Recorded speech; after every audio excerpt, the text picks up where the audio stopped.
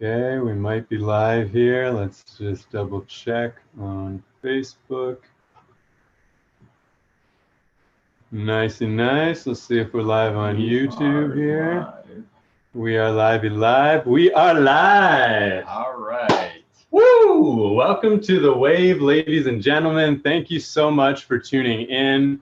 We are, like usual, going to be on the cutting edge of consciousness, riding those waves of truth and honesty about our experience so we can better understand ourselves as consciousness, the nature of reality, and what this is all about, the point of why do we exist here on Earth, I absolutely love these kind of questions. And so I've been calling we the entire time that I've known him. You're not the first one.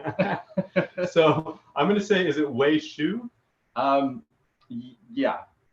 Let's correct one name at a time. Okay, so I think I got the way part right. Chou, not so much. All right. How do you pronounce it? Chou. Chou. Yeah.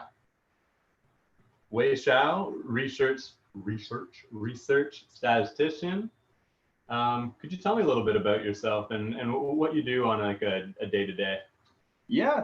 So well, now we got the name out of the way. So my name is Wei. So I do research as a full-time job. I have a psychology background, and then I got into statistics. So now naturally those come in together. As psychologists usually do a lot of research. So I got into this, and I got a partner and opened up a company. And we now do research consulting. So for graduate students, for people that are in the medical industry, if they have a project they need to work on, especially if this is statistics related or editing related, that's what we do. So it's not the most glamorous job, but I do enjoy research. I do enjoy research a lot, and I do like seeing different type of outcomes that come from different types of research. So day to day, I just talk to clients about how to set up studies and how to find the best way to approach a study in the most meaningful way to get answers. And when they get answers, I help them interpret the answers, because a lot of times the answers don't make sense to them. So I have to find kind of like the layman's term for what they're seeing in terms of numbers. So yeah. So it sounds like you're good at synthesizing information. Yes, I guess I can say that. Well, and it's a lot of confidence to go out and put yourself out there as a consultant, and it's not like you're super old. You're actually younger than I am. So I think that's pretty impressive, having your own business in that way. I sound older on the phone, so maybe if you don't look at my face, I will probably sound a little bit older than I look. But yeah, I'm 30, so it's not that young anymore, and I'm turning almost 31. But let's not talk about that yet. So it is a subject that requires a lot of experience. So when you look at people that are professor-like, you naturally trust them more. But I do know about as much as some of these people. So that's amazing. Yeah. On the back.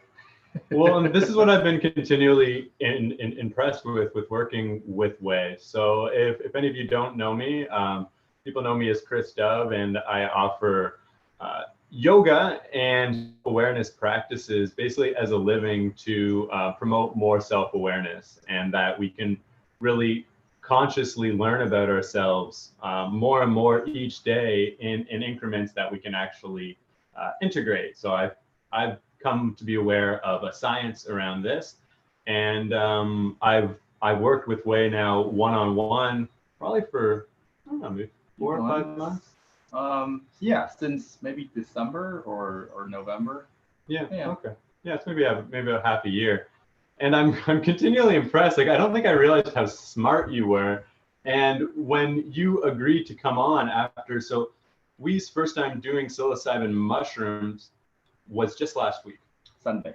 was just Sunday, Yeah. and I sat for him, and his ability, and I started to know this more coming in, Let's but not spoil too much.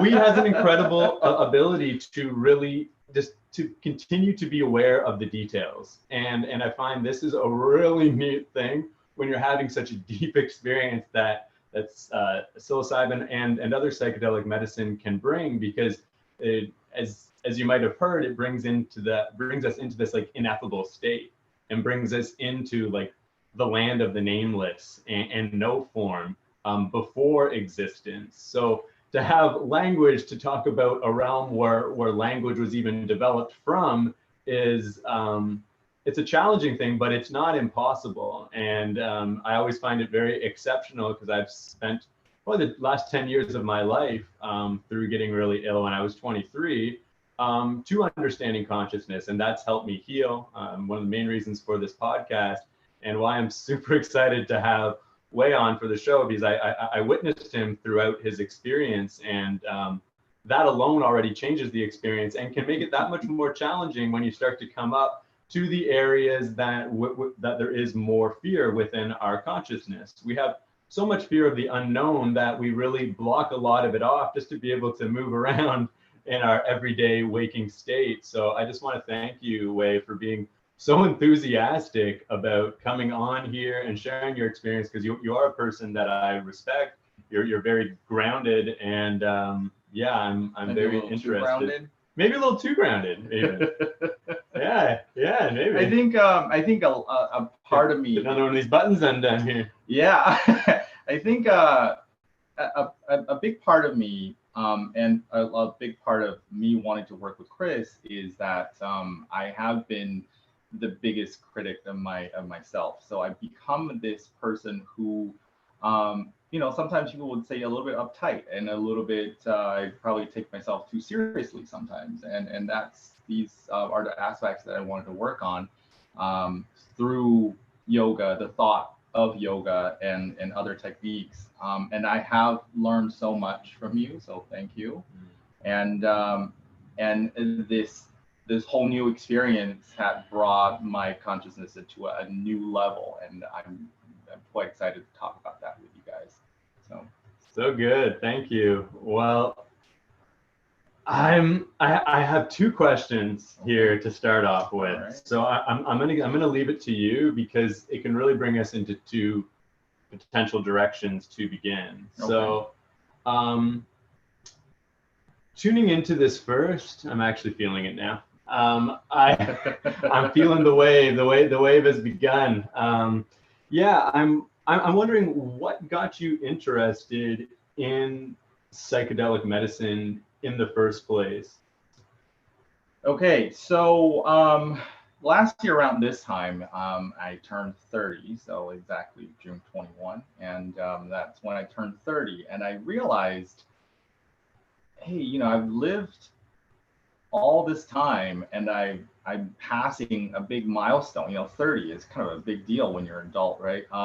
When you're 20, you don't really think about it. When you're 30, you start thinking about your life, thinking about what you've done in your life. So that I've gotten into that, I call it quarter life crisis type of thing, where I started realizing I haven't really done anything that's crazy, outrageous. So, at or before even my birthday, I started thinking maybe 30 is when I start doing things that I wouldn't normally do. And it started with a half tab of LSD. I hope nobody's reporting me to the authorities right now. It was my birthday. I was having a good time, and a friend brought it over, and he was like, this is your first time. I'm not going to give you a whole tab. You're just going to have a half and see how it goes. So I had that. It was an amazing experience because, mind you, the hardest thing I've ever done was alcohol. So from that to LSD, it was a big jump. So I was kind of worried a little bit, but it's when the effects started to come on to me, it became quite pleasant. I was having such a good time. And I remember telling you this, and I said, I was just walking around. There was a festival going on. I was walking around with my friends, having the time of my life. And then all of a sudden, I had a taste of food. And that was like the first time I've ever tasted food. It's like, oh my God, is this what food tastes like now? And I remember looking at my friends, I was like, what is this? And it was just like a grilled cheese sandwich, nothing really out of the ordinary. And so that's what got me into kind of like experimenting with more and having an open mind with what's out there. And obviously I come from a background where I studied abnormal behaviors. I studied drug use and abusive behaviors and all of the dependencies and what drugs actually do to your body. So that's part of the reason I didn't quite get into it when I was in college, because there were opportunities presenting themselves as a student. And then back then I was just like, I'm too good for this. Yeah. until that milestone, and I start realizing I should probably give some of these a try. Yeah, and there's a lot of judgment in there, and I think this is why there just needs to be so much more education in this area, because it's just like any other topic area. There's going to be people that try it that maybe aren't that disciplined in general, or don't really take the time to figure out what dose is good for them, be in a good environment for it, and all of these things, and then might end up having an experience that's not that great. And then maybe you hear about big groups of people that are kind of similar in this way, because it opens us up so much, all psychedelic medicine, that it also opens us up to our temptations. It also opens us up to all aspects of ourselves. And when that door is swung open too soon, it can be quite overwhelming. And then we can also just decide to not look at any of it and be like, oh my God, these are amazing, amazing vibes over here. Things are feeling so good. But if you do that enough, that area is eventually going to creep back up. And then that will be all that you see. And I think this is why psychedelic medicine isn't used more, because it's such it is walking the tightrope in particular ways to find balance with usage, and then also with the dose that you take.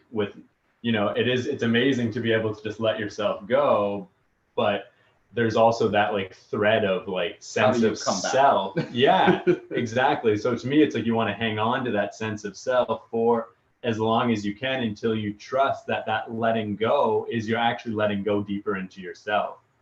And otherwise, normally we're letting go, but we're just kind of going into another thought stream. We're going into another idea about ourselves that's where we're afraid to surrender, because the mind is not a place to surrender in if you want to find something consistent, because the mind is transient. The mind is always changing. There's always different ideas. There's always something new. And I think psychedelics really allows us to rest into ourselves, where nothing exists, where we don't need to create, where we don't need to even necessarily reminisce. We can just be. Right. And so going back to that point is also, when you say psychedelics, when you say LSD, PCP, and a line of other stuff to people, even people who regularly do hardcore drugs like cocaine and all that stuff, they'll be like, no, that's a bit too dangerous, because they know or they've heard of some people in their life, directly or indirectly, doing something and creating such a bad outcome. So it's what you hear is mostly negative, but when you actually study it, when you actually look into what it does to your body, it's actually not that scary.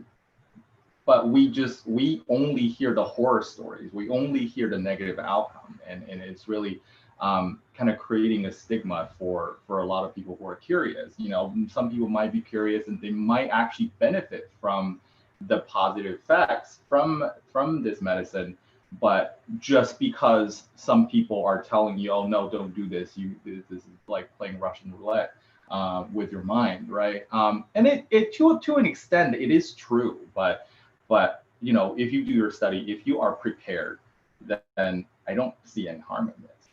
No, totally. And I think that's the point talking earlier with sense of self and why if we use the right dosages, it's really amazing because if we're really being honest with ourselves, do we have a consistent sense of self that we can relax into where we feel safety, where we feel security, where we feel like we can consciously make decisions in a way that's not impulsive, that's in a way that we can really tune into what our needs are and really tune into what our priorities are and continue to make those decisions from that place.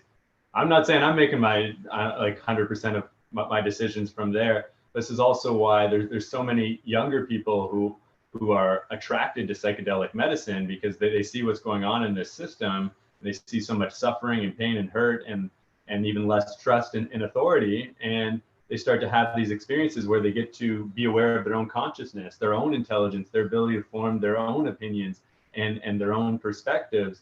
And it's so important to be able to work with this stuff because they're already working with it anyway. So they need to know to like go into lower dosages, set the environments properly, because if you do not have a sense of self that's really grounded in a foundation of more relating to like your essence and like your good nature and how much you care and like just your love for yourself and other people, then we have so much ego identity based in like, you know, thinking we're something other than what we actually are, which is all the ways that we think we need to be perceived in a good way by other people. And we all have a different idea of what that is. Right. So we create different identities based upon how we want other people to see ourselves. And that's a very honest thing to want to look into that. That's what I've seen that's so amazing in you, where you're actually wanting to like look into all of these ways that you might try to be being something that is different than what you actually are, but because,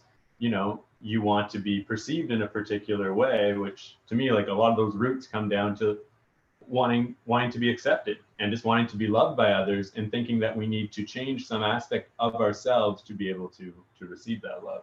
And I did take a peek, and I think I saw too much, but we'll get to that in a little bit. All right, so why don't we go right in? So yeah, so you had a psilocybin experience on Sunday. Mm-hmm. I came over to your place, yeah. And why don't you start off by like what we kind of got into first of all, and just where you're at even before I came over, like if there's a certain mindset. Yeah. So I was preparing for this. I think we talked about this for maybe a week prior. So we did kind of tentatively planned meeting up on Sunday and having a ceremony, because you did mention that before you were going to retreats into up north somewhere, and there were opportunities that I missed, and I wanted to make up for that. So you know, that's why I got in touch with you for the whole one-on-one ceremony thing. So I was prepared. I was kind of nervous, but mostly excited, because the first time of the experience with the psychedelics was, you know, it was such a pleasant experience, but it was such such dose, and I didn't know what to expect. So there is a level of that excitement and also nervousness. So throughout the day, I was, you know, cleaning, making sure the place is ready and clean, have a good mindset going in. Then you came along, and we started getting ready mentally and physically. You know, we were kind of, you know, meditating a little bit, setting the intention. You know, your big thing was setting an intention, because I think you know the danger of not having proper intentions and how that can damage the whole experience. So we did have a really positive intention. And I remember you asking me what what you want to accomplish, which is, part of the intention setting. And I, at that point, I kind of choked, and I didn't quite know how to set that intention because, I'm new at this, right? So I said, because I was reading a book about time and how that was an illusion, so I was thinking, I want to know more about the universe that we live in. I just want to know. And I kind of left it at a very open-ended mindset. So going in, and you were a little bit confused. You didn't know where I was coming from with that. So you were just like, okay, good. and without truly understanding. And then later on, you were like, okay, that's what you mean. And so, yeah, well, just to stop you for a moment, when you're bringing out an intention like I want to know, normally we're going to say something after to be more directed with the focus. However, the medicine, psychedelic medicine, and just even trusting even our own consciousness to be like, what is the most next relevant thing to come into my conscious mind for me to be more aware, let's say. Even already with that intention, and I sit here, something's eventually going to come up into consciousness, and what I've come to learn is that through our intention, we're inviting those experiences, because we're in some way driving our experience in one way or another through what we give our attention to. So how often are we actually practicing this science where we're intending to tune into something and then actually seeing if we received a result, and being honest with ourselves afterwards? And I want to just ask kind of everyone here that's like tuning in, like how often do you do that? And can you honestly say that what I'm saying right now isn't true? There can be doubt, but who's to say that your intent is not driving your experience always? And to know that so much conditioning happens, especially as a young child, where it feels like we almost have no choice and we're just continually learning the behavior of all those around us. It would seem that we live in a reality where we receive a lot of input, but actually to come up with our own, conclusions and decisions, it seems like a little bit more of a stretch of reality. So I say all this because I feel like meditation, and especially psychedelic medicine, gets us to start to understand this aspect of our nature, like our creative nature.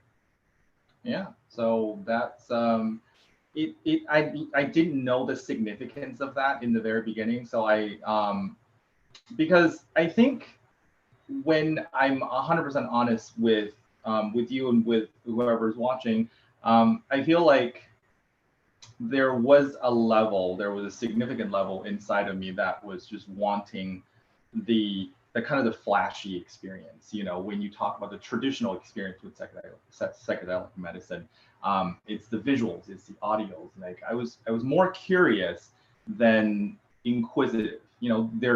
They're different things, right? So I wanted to see what happens. It was more of kind of an experiment for me, just wanting to have a very enhanced experiment. And that was my mindset going in. And when I was setting that intention, that helped. But it also, to me, it wasn't clear why you wanted me to set that, because we talked about this, but it wasn't 100% clear to me why this was so important. And now I do. Now I truly understand, because I had moments where, especially when we're meditating with the medicine, like I was holding the medicine in my hand, I was setting my intention, I was looking at the medicine, and then to a moment I was like, do I really want to do this? So it was kind of, I'm looking at it. It's like before you go on stage for anything, you're like, oh, am I ready for this? So that moment, it kind of created some doubt. I think that's where Ooh. Yeah, I didn't hear this part. Yeah. You didn't hear this part, but then it was from my own digestion. Like I was thinking about it later on. Like that's probably where it came about. Oh, I can feel that. because Wow. I started, like, my palm started sweating, and I was holding. I was like, can I eat it now? Like, do I eat it? Because that was my question to you, because it was getting wet and I didn't want it to get like soggy.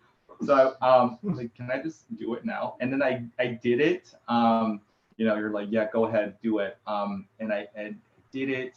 We did some more work just to warm up, get the blood flowing, and get the medicine into my system. Yeah, did some dynamic stretching. Yeah, some focus, like neck rolls and stuff. And then it hit me faster than I thought it would, because it was, what, 15 minutes in, not even, right? I started to get like this kind of twisting in my stomach, because one, as it was going in, since I was kind of, you know, having cold feet, going in was a little bit hard, because, you know, the taste wasn't amazing. It was good, but it wasn't like, Yeah. oh, delicious. But it was, to me, I described to my friend, it's like a air dried cream of mushroom soup. Can I just stop you Yeah, for yeah. one moment before? So just hold that thought. Yeah. I'll synthesize this really Cream of quickly. mushroom. I just feel like it's really important to acknowledge what you mentioned, how there was still this moment of doubt before you go in, because this is for anyone who's really looking to start to use this as medicine and use these things in a very conscious way, whether or not you're using psychedelic medicine, even if you're just going into a meditation session, much more so if you're taking something that is going to alter your current state of consciousness. If there is that moment of doubt, you're now going into that experience with that moment of doubt. So now you're going to start to experience that doubt enhanced. So you're going to start to experience that doubt magnified. So you get that moment. It's really amazing you said that, because that improves your conscious power, just of being aware of that, where it's like, okay, this is the point to get clear. When I work with like stronger medicines, I know how it's going to work. If I'm not clear of why I'm doing that going in, I should put the medicine down and not even step near that. Not even step near that medicine, because if there is doubt, that is something that I can examine. If that doubt's there long enough, then that might be something I might ask as a question going into the medicine to explore. But we always want to give an opportunity to use our own current faculties and be like, you know, can I be with this? And when we're doing this kind of activity, we might move through a lot more before we ever use the psychedelic medicine, or maybe we end up not even using it at all, because we've already worked through what we needed to work through. So I just feel like that's a really important point that you brought up, and I think it's just really important, because I want this channel to be a resource for not just psychedelic medicine, but for trying any of this deeper healing work. I feel there's a lot of prefaces that need to be made. Right, and also just, I think knowing this would also help, because you want to know that this is not something that's dangerous. It's not going to kill you. It's not going to give you any long-lasting effects, as long as you do the correct dosage, right? You don't eat the whole bag, right? So yeah. So going in, that was Creamy, air-dried mushroom soup. Cream of mushroom soup that's been dried. Yes. That's what they taste and like. Mark my word, if you're ever going to try this, it will taste like that. So this is 15 minutes in, and I'm having this stomach churning. I said, you know, I might throw up, and you wanted me to sit up straight, and I couldn't at that point. And all of a sudden, the physical effect hit me, and I wasn't throwing up anymore. I was just looking down at my. You mean feeling nausea? Yeah. So I was, you know, still kind of a little bit. But you never threw up, though, did you? No. I kind of stopped wanting to throw up, because at some point I was like, should I just go and get it over with? And no, this is a good experience. I can do it. I can do this.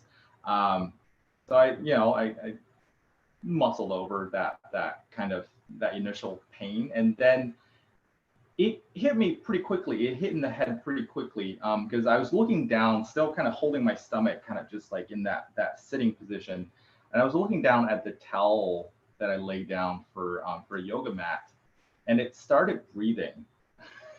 So this is when it starts to get good, people. It like a lot of movies, a lot of TV shows would depict being in a hallucinated state as something so profound, so severe, that you start seeing your salt and pepper shakers talking to you. You start seeing like little things, little creatures crawling everywhere. But I think it is true to some people. For me, it was more like a very calm type of flow. So everything had life. Everything, to me, everything was breathing. Everything was like, I said to you, it's like I'm seeing coral reefs. It's like that little kind of, open, close type of breathing.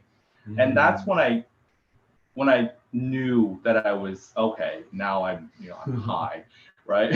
So, and that was quite enjoyable, and that was pretty much what I was imagining everything to be. And then I think I started to get cold, and so I sat on the sofa with a blanket over me. I got a little chilly, and so that kind of sitting on the couch shifted my vision. Now I'm looking outside and I'm looking at buildings because I live downtown Toronto, so there's lots of buildings by me. Looking at buildings, looking at the sky, and the buildings and the sky had the same type of effect, which is kind of wavy, breathing. It's almost like looking at things underwater. There's always this, things are out there, but they're kind of distorted in a way, and color also changed a little bit.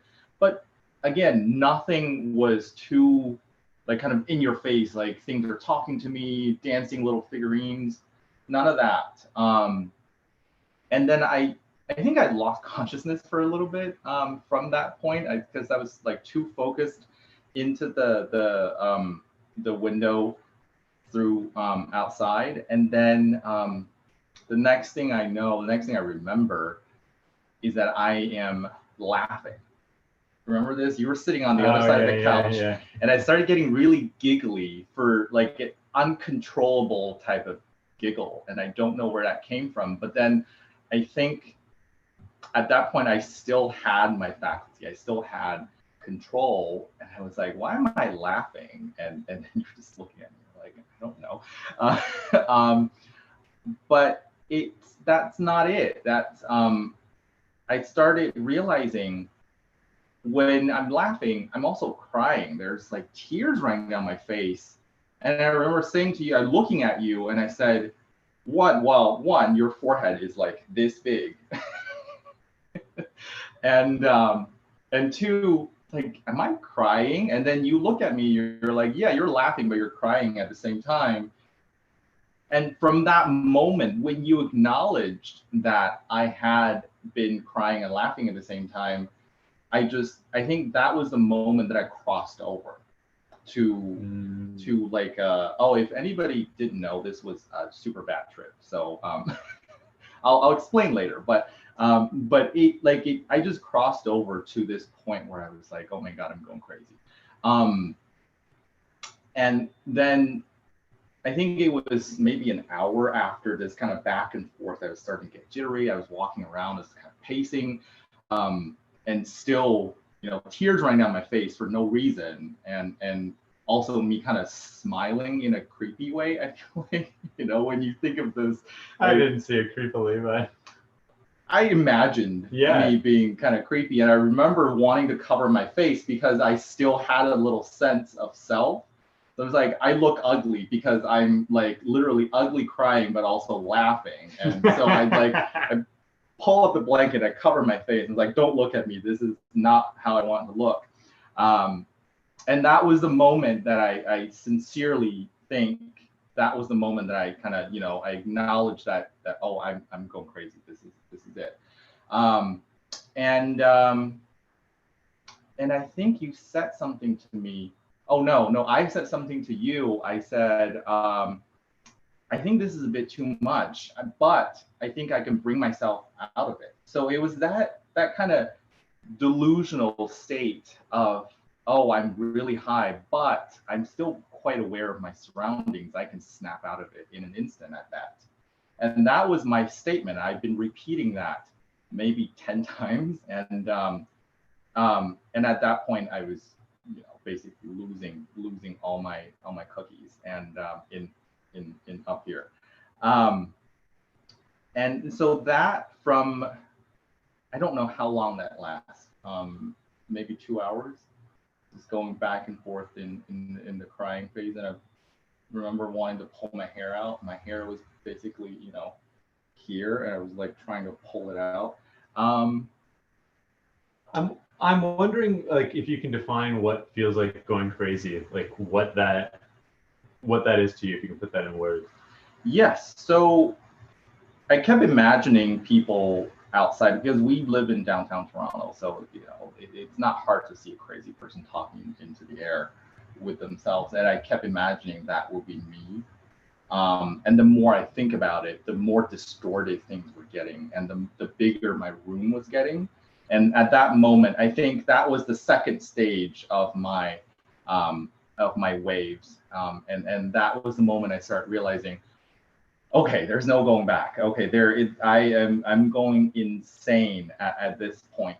And I remember getting scared. I remember also at one very, very, very brief moment, sitting on my floor, looking outside, laughing. And I don't know if you remember this because you were probably scared. And saying, now I know. And then you look at me. Oh, I remember that. You look at me and you're like, what do you know? And I just laughed at nothing. I said, I know nothing, but I know everything. That's what I remember. Like, because in and out of the consciousness, I kind of remember like these little conversations. And at one point, I truly believed that was this huge delusion in me. And I honestly thought I knew the key to the universe. I know the answer, all of the answer that's out there within the universe. And then you asked me, what do you know? And I just laughed and said, I know nothing. And I started giggling again. And this went maybe a couple of rounds. I feel like this had gone a couple of rounds. And that was the moment I realized this is a good experience. I love this, but I also don't want people to know. I also don't want anybody else to see this. So there was this conflict. There was always, through like the second wave, there was this conflict of knowing and not knowing at the same time, enjoying the experience and getting really scared at the same time. So there was this, duality, if you want to call it. And I'm just sitting there looking out the window. And now at this point, everything's basically changed into, silly putty. and I remember saying, this is beautiful. And it's not just the visual experience. It's more like my mental process too. It's like, this is beautiful. I feel the bliss. I know what I've been searching for. But at the same time, I don't know. And so there was this, conflict and acceptance of, oh, this is such a beautiful experience.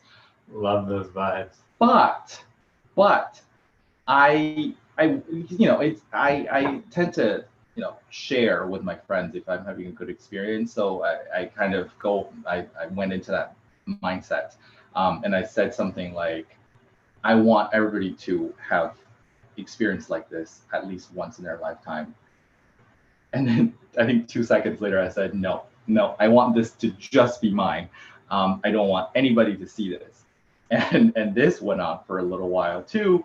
And at this point, I think I was at the depth of my insanity, and which, insanity is not the right word because it's more of a legal term. If you have a psychology background, so technically I was in a deep state of psychosis, and I basically lost all inhibition. I lost all control of my reasoning, essentially. And because I would plan to say something and out comes something else, right? So I'd be like, Chris, I want to talk to you about this, but then it would be like half a sentence, and then all of a sudden I don't know where I'm going with it.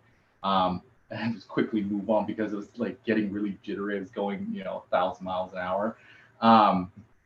And the inhibition part was that that I remember I wanted to give you a hug, but the hug the hug turned into something that was quite interesting because I was doing like this, and all of a sudden, like I want to like crawl inside of you. I want to like know what it feels like to crawl inside of you. So I went like this. That was something that I would never have done if I wasn't under the influence. So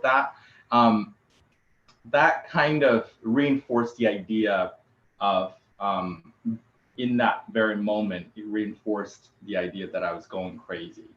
But I think, throughout the whole experience, I always had just a sliver of my own consciousness with me. Like you said, you want to observe your emotions and your experience, and I wasn't there. I was just kind of locked up in the corner, and I don't have any control. It's like I was a vegetable basically, and things were happening around me, but I had no control over anything. Which is why it's such an important thing to get the dosing right. It might have been a little bit too much for your first experience, because what Way's talking about when it comes to like psychosis and disassociation, it really, we are talking about this state of formlessness and of non-existence. But however, we want to be able to come in and weave in and out of it enough to be able to develop more of a sense of self from our formless nature, because we're so used to identifying ourselves in a certain way that if that whole complex looks to break down, which it is, it's a complex, it's a character complex. If it breaks down too quickly, some of us can totally have that experience and then just it all the way come back. But however, if we're looking to do healing work, it's great for the deconstruction and the reconstruction to happen consciously, because we learn both ways, seeing how our character constructs deconstruct and then how they construct. And when they're constructing back together, then you can we have an awareness of a new experience. So now that restructuring can integrate our new experience, and it will truly be a restructurization. However, if you weren't really too aware of those processes, you could have this amazing journey, but not actually like integrate and take too much back. So that's why you might have, friends that you taking a lot of psychedelic drugs, which I can assume almost everybody has that. Yeah, that are just kind of, they're late all the time. They don't keep their commitments and these kind of things. It's because they went too far in without the balance of form, and understanding that these are, it's all two sides of the same coin always. And the laughing and crying at the same time, I think is one of the most beautiful experiences. And that was so beautiful to like see that like happening at the beginning, and then you having the knowing throughout and not knowing experience. Yeah, because that's what psychedelics, they bring us into the truth of the paradox of reality. And when our awareness is continually able to come to that neutral point of seeing the right and wrong at the same time, seeing the knowing and not knowing, seeing the existence and non-existing, when these things are seen both at once enough, we start to integrate in more of a balanced consciousness. And I believe this process happens naturally anyway, just throughout living life, because I do believe in order, and I believe in like a divine order that there is in like an orchestra, and that there is an architect, and I believe that consciousness is within all of us. And the more that we get to know that and understand the nature of reality, we orchestrate or at least are like co-creating, our experience always. There's no experience where you matter less. It's just our belief that we matter less, and then we might not bring in as much of our input. We experience ourselves as mattering less. And this is the beauty of this kind of exploration, is we can start to become aware of these belief systems. So I'm curious if you had any of those experiences where really being aware of like your current belief systems and like perception of self. Yeah, so most definitely in the most profound way. I think I shared this more succinct after our session just because I was very fresh.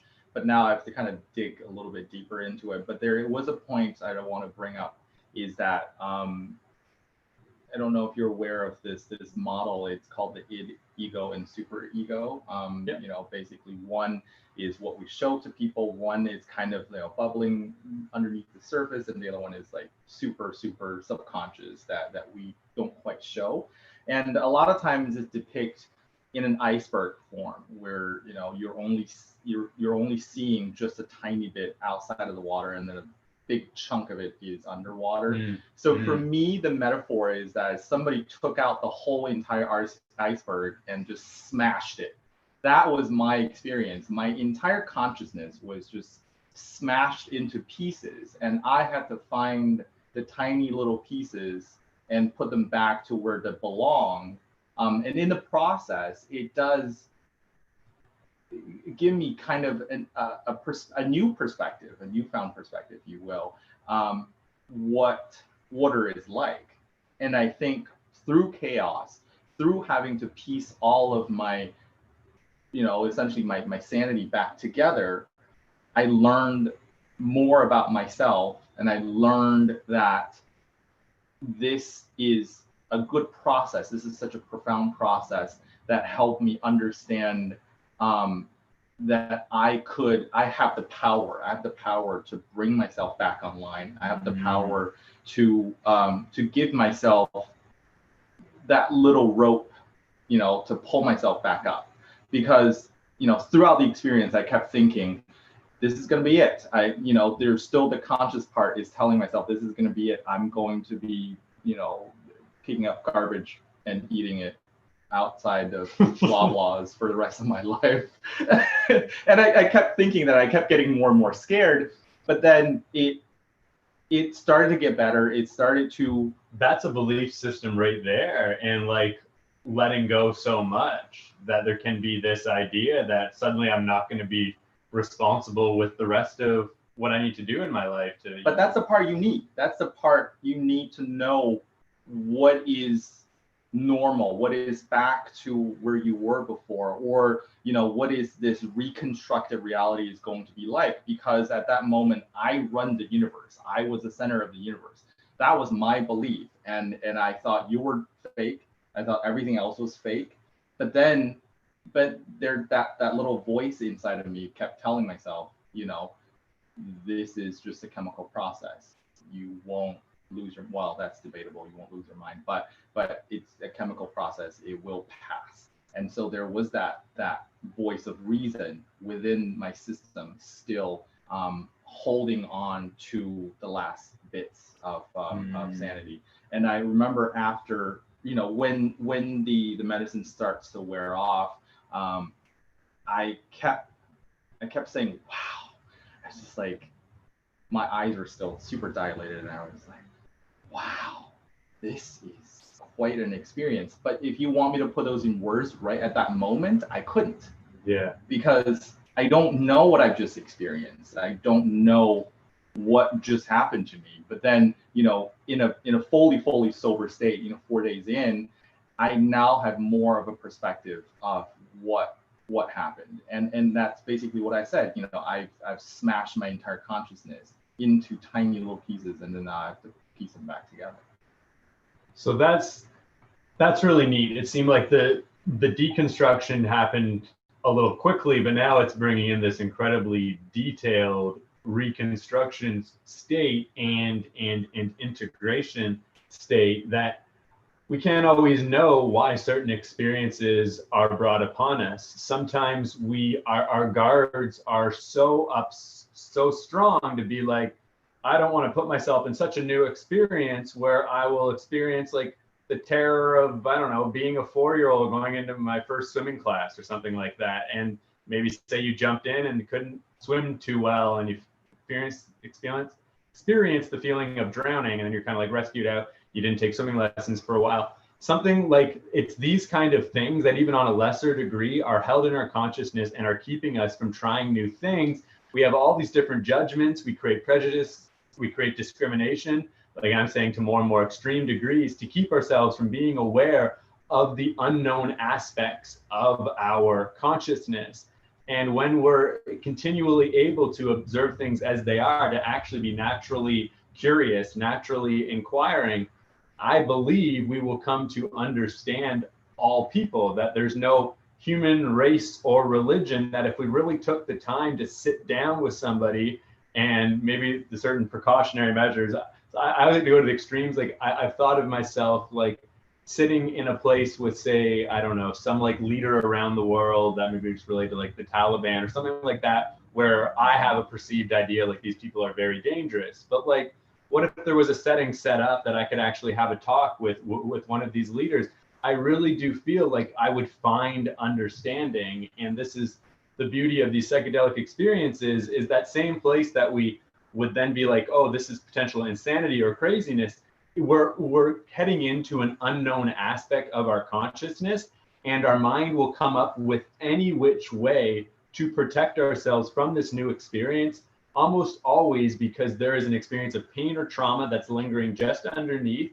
We experience that and we enter into a state of our true nature. We experience more bliss and ecstasy, and we also have this deeper level of love. So this is what I feel the most effective experiences usually involve, and I love psilocybin for this because it really includes the emotional aspect, that we need to go through some sort of emotional experience to be able to like get to that other side that sees that laughing and crying at the same time, that doesn't just see like one side or another. And this is the other part I really wanted to ask you about your experience, because we kind of reached a place where you're feeling like really uncomfortable at one time, starting to notice some like anxiousness and some fear, and you're kind of like really getting quite knotted up. And I really experienced some profound things that happened there. So I just want to bring that forward. I knew that was a vulnerable moment or moments. Well, there were several vulnerable moments. One was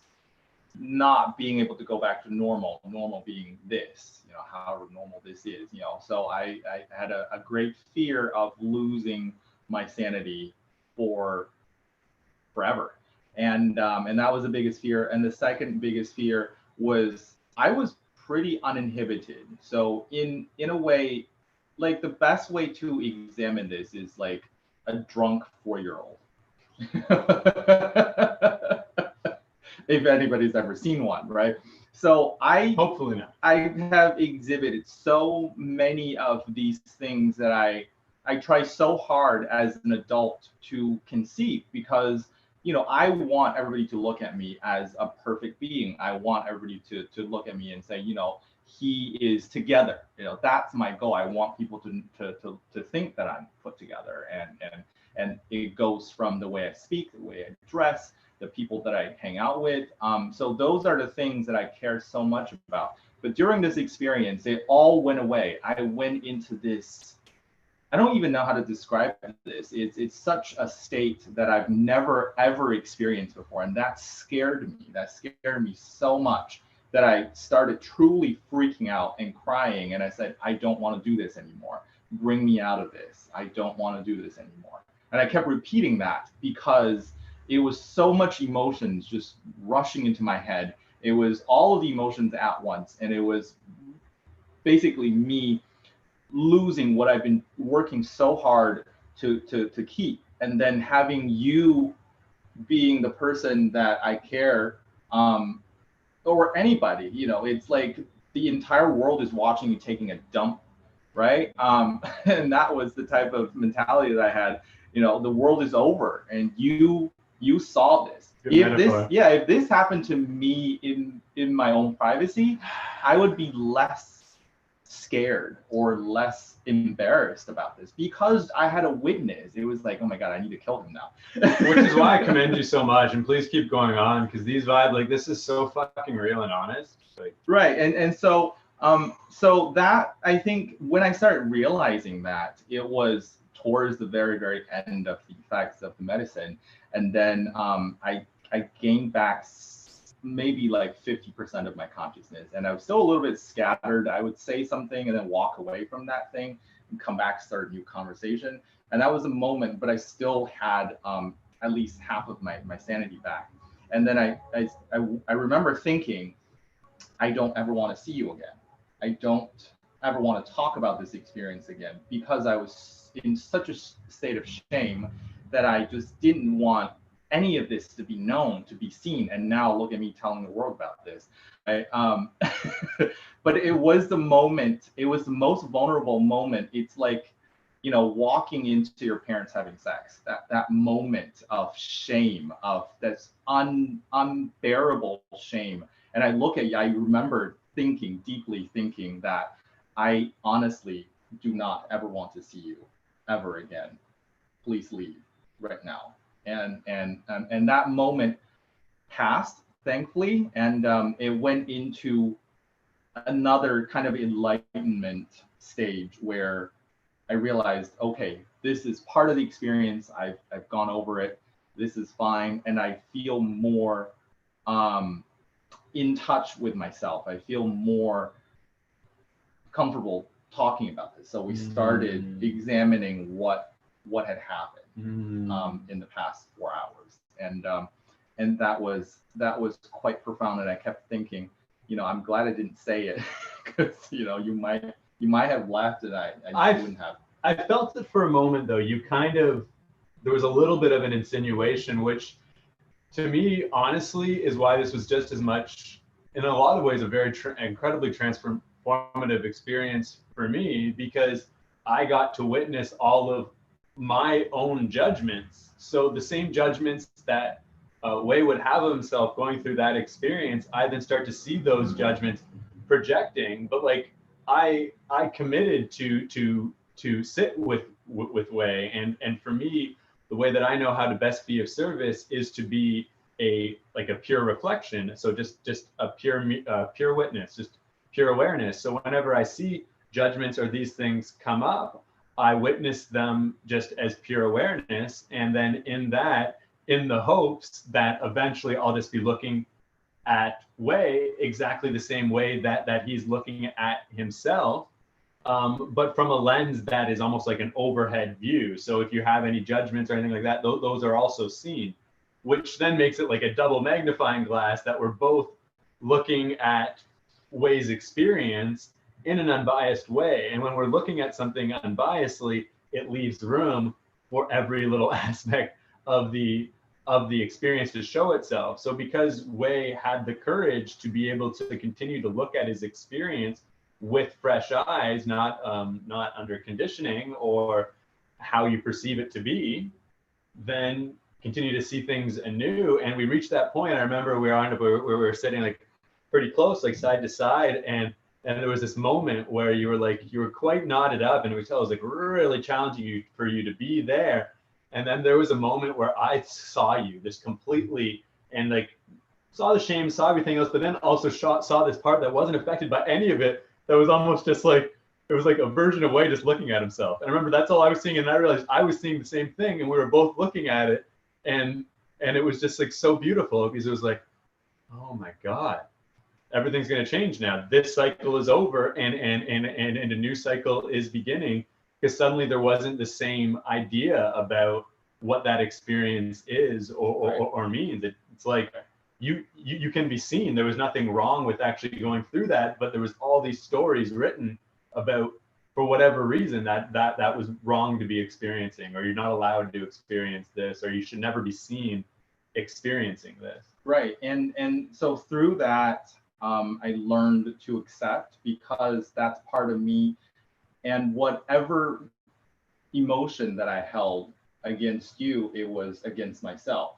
And by you saying that, I started accepting, yes, that's very true, because, you know, why would I want you to leave? Why would I never want to see you again? Because I don't want to confront the fact that I was ever that way, right? So it was quite brief but profound. And I remember after that, it was mostly just me going back to that, wow, did this really happen?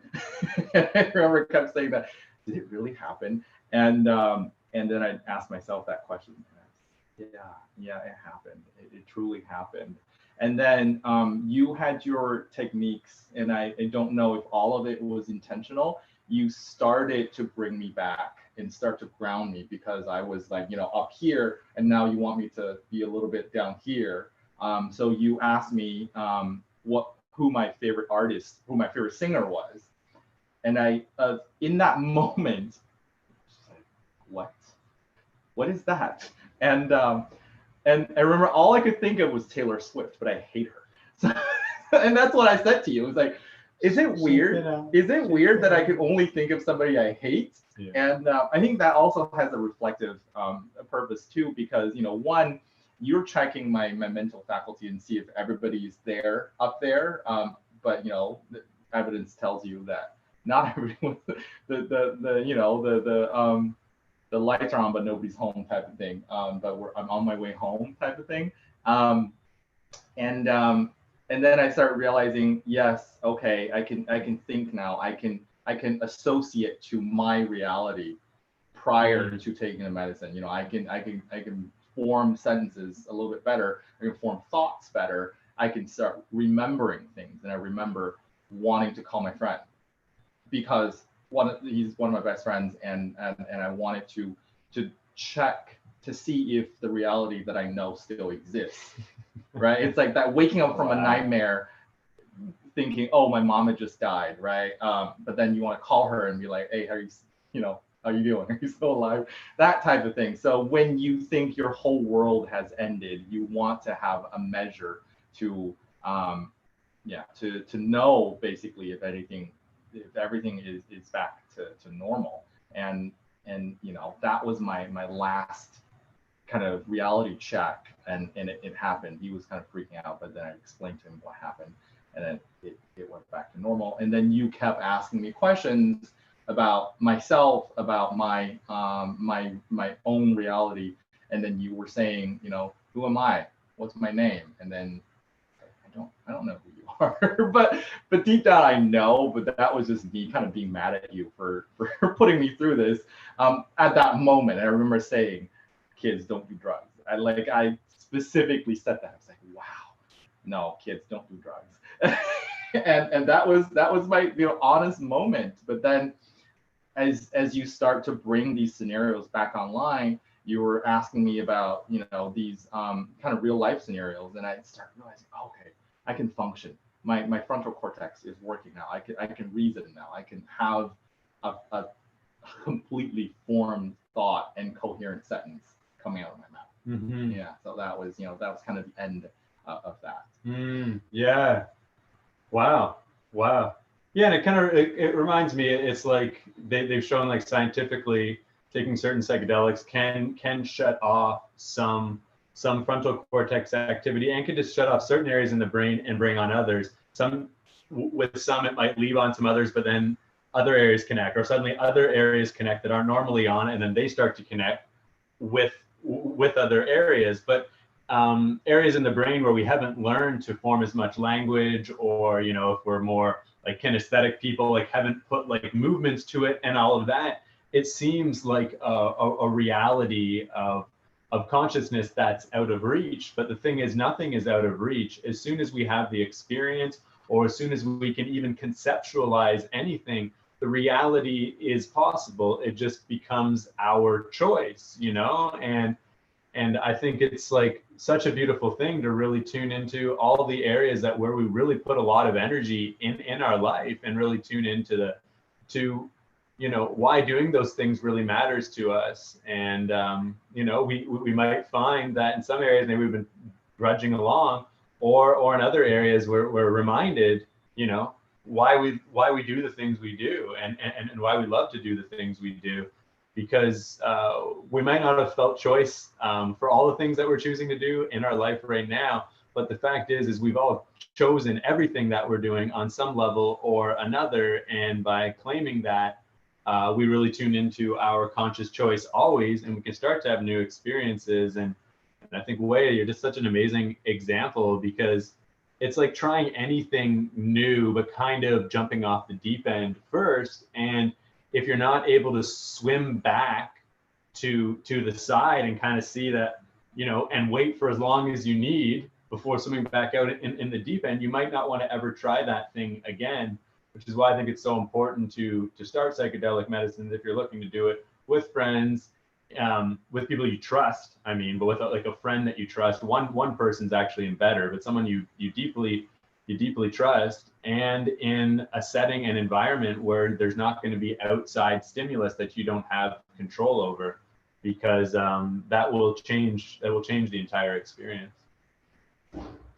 So we're 6 minutes after 9, so I just want to tune into just anything else that you feel that you would really like to share from this experience. I do want to share one thing that's a little bit of a science-y type of thing, because I do feel like this has been such a cathartic experience, and the results are so profound. I do want to kind of bring out the science-y fact. It's not hard science fact, but this medicine does to your brain is almost like opening the floodgates to a dam, and essentially what I've experienced with this overwhelming sense of I'm experiencing all my emotions, all my experiences simultaneously, and that was that moment where it was like somebody just opened that gate and the water just started pouring out. So with that is that I, at least from my own personal take, is that it let out so much of the gunk that was underneath that water. So now my mindset, my mentality has been so level that I have the ability to look at everyday situation with a new perspective. So I think it does help with my own mental health. It's not deteriorating anything. I feel sharper than ever, and I feel like my my personality has stayed the same, but I've always had these things. I'm not saying it's life changing in a way that I've changed my way of living. It's changed the way that I look at my life, because everything still is the same. I'm still the same person. I'm still having the same emotions, same experiences, but it's the way that I look at things through the experience that help me to be more of a better version of myself. Yeah. So good. Well, thank you so much for sharing. It's always so amazing, and I'm just continually amazed at your desire to know yourself, because a lot of the things you shared today with seeming like ease and flow aren't easy things for people to talk about. You know, it's not easy to talk about when we reach these states of shame where we really don't want to be seen, because it's in those places that we keep hiding and we actually don't show ourselves, and we don't become aware that we can be loved there too, that we can be accepted there too.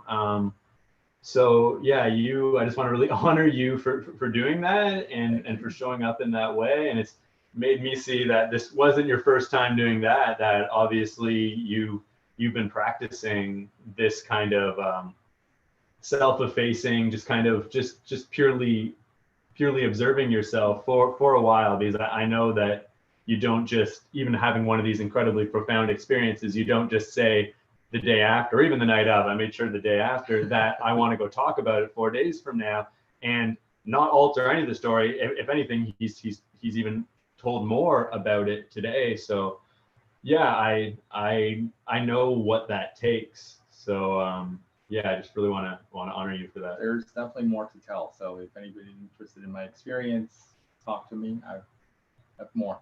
Okay, beautiful. Well, check out our Facebook page, The Wave Evolving Human Consciousness, if you're not already watching this live from there now, and you can find out more about Wei. You can also feel free to contact me. You'll find my information there, Chris Dubb on Facebook or Chris Dubb Kundalini, and I'd love to help you on your healing journey. If you're interested in one-on-one or classes, just check out Chris Dubb Kundalini. You'll see all the events there, and you can message me for one-on-one work. I work as an emotional intuitive, so basically I'm very good at identifying unconscious emotions and to hold my awareness there long enough for you to become aware of it and to acknowledge the emotions that you may be repressing inside of you. And I'll be there for as long as I need to be until we really dive into that and to uncover what's underneath that emotion and to really find more love. Because yeah, I do believe that basically our struggle comes from repressing and resisting pain from past experiences. And when we allow ourselves to experience pain and all the other emotions that go along with that, we really open up more and more to the pleasure side of life and realize, you know, there's always going to be some pleasure and pain, but that's also the labor of love. You know, we end up enjoying going through some experiences of pain. We don't struggle through it. We actually see it as oh, I'm doing this because I care. You know, I'm doing this because I really, really care. And not that, you know, pain in some like sadistic way, but I mean pain as in pain of maybe confronting yourself. Pardon me? Confronting yourself and confronting the part that's not usually seen. You know, that's based on my experience, you know. And from that confrontation, from the pain of the confrontation, you can learn more about yourself and how to grow. And yeah, I think that's really helpful. Totally. Yeah, because a lot of the time we're experiencing pain because we just haven't been honest with ourselves and we haven't been honestly expressing ourselves. So that's kind of like the point that I'm making about pain, is that it's not what we perceive it to be. And when we take the time, there's just usually a lot of leftover grief that we can just kind of cry out and really be with ourselves through that and be like, okay, that hurt. Now I remember I'm not going to do that again. Because when we don't let ourselves experience that, we will keep making the same mistakes, and we will continue to in reality shame ourselves if we don't let ourselves be aware of it. Because that's what happens when we cover up pain. Once that pain starts to come up again in the next circumstance, if we cover it up and say, no, I don't have time, or I'm not like allowed to experience this, it just keeps creating more and more shame. We have more and more insecurity. So suddenly when we're in an experience where we're challenged and maybe somebody says something and we don't say the next most authentic response, we start to feel that pain again. We start to feel shame. And it's like, this is what, to me, it's not an enemy, but if there is any kind of perceived enemy, it's our own shame. It's our own thought that we have to hide any state of consciousness. It's not true. There's nothing that can't be seen underneath the sun or the moon, you know? So yeah, any final words? Well, no, I think we're good. Thank you for listening to my story, and I hope you you had some takeaway from this, and you know, give it a try. I would definitely try it again. So good. Much love, everybody. Good night. Woo.